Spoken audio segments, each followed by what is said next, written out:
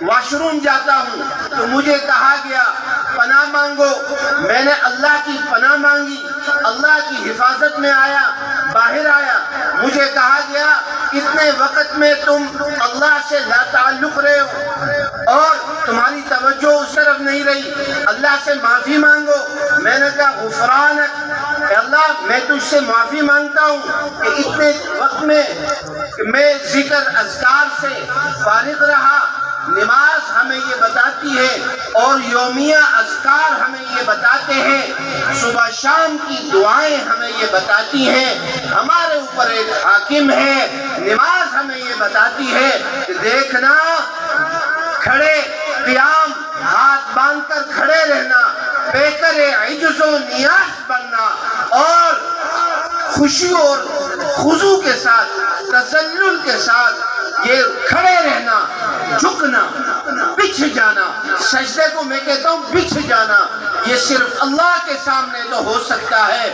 اللہ کے سامنے کسی غیر کے آگے اور کسی طاغوتی نظام کے آگے قیام کرنا، ہاتھ باندھ کے کھڑے ہو جانا، اس کے آگے جھک جانا، اس کے آگے بچھ جانا، یہ اللہ کو ہرگز منظور نہیں ہے۔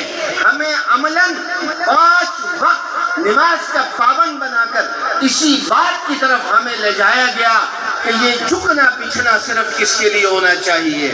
اللہ کے لیے۔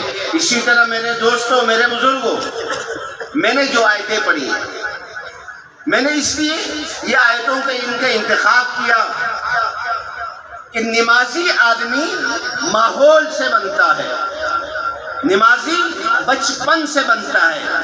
بچپن کا نمازی کبھی پڑھتا ہے کبھی نہیں پڑھتا، ہاں اللہ کبھی کسی پر خاص رحمت نظر عنایت فرما دے وہ بات الگ ہے۔ دیکھیں آپ اچھی طرح جانتے ہیں تقریباً جتنے لوگ آئے ہیں قرآن سے وابستہ لوگوں کے صحبت میں رہنے والے لوگ ہیں۔ ازواج مطہرات نے ایک چھوٹا سا مطالبہ کیا تھا کہ ہمارے گھر کے حالات کچھ بہتر ہو جائیں، ہمارے دیگر مہاجرین کے حالات خیبر کی زمینوں کے آنے کے بعد بہتر ہو چکے ہیں، لیکن ہمارے گھر کی حالت وہی کچھ ہے جو پہلے دن تھی۔